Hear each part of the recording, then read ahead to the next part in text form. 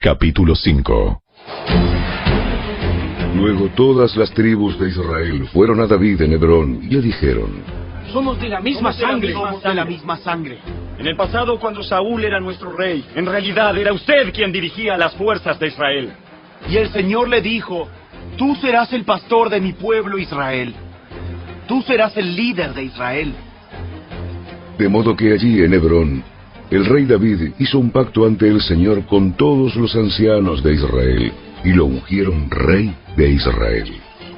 David tenía 30 años cuando comenzó a reinar, y reinó 40 años.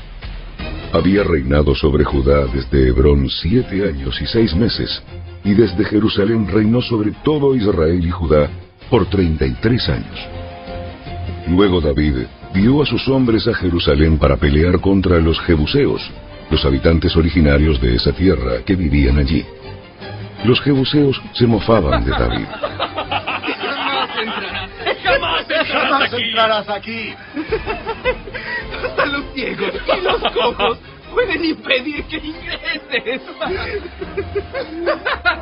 Pues los jebuseos pensaban que estaban a salvo. Pero David tomó la fortaleza de Sión, la que ahora se llama Ciudad de David. El día del ataque, David les dijo a sus tropas: odio a esos jebuseos, cojos y ciegos. Todo el que ataque la ciudad, que haga su entrada por el túnel de agua. Este es el origen del dicho: ni el ciego ni el cojo pueden entrar en la casa. Así que David hizo de la fortaleza su casa y la llamó la Ciudad de David.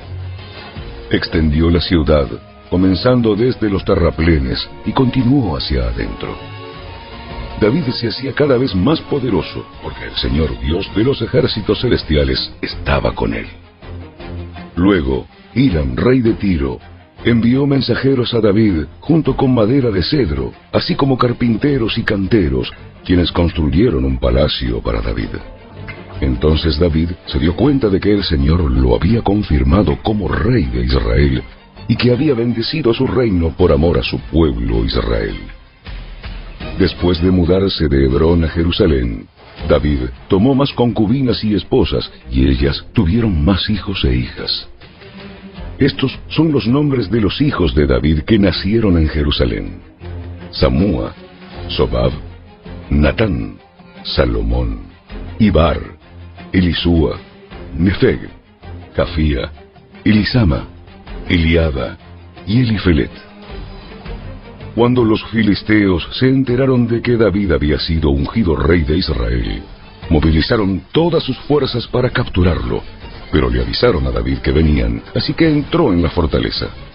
Los filisteos llegaron y se desplegaron por todo el valle de Refaim. Entonces David le preguntó al Señor: ¿debo salir a pelear contra los filisteos?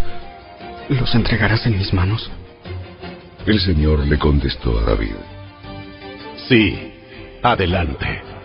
Te aseguro que te los entregaré. Entonces David fue a Baal Perasim y allí derrotó a los filisteos. ¡El Señor lo hizo!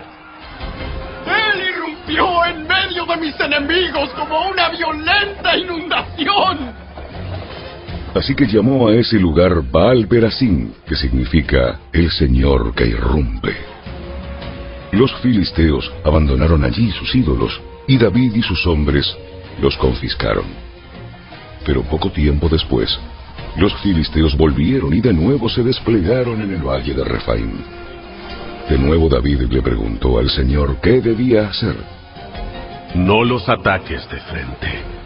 En cambio, rodéalos y cerca de los álamos, atácalos por la retaguardia. Cuando oigas un sonido como de pies que marchan en las copas de los álamos, mantente alerta. Esa será la señal de que el Señor va delante de ti para herir de muerte al ejército filisteo. Entonces David hizo lo que el Señor le ordenó, e hirió de muerte a los filisteos desde Gabaón hasta Geser.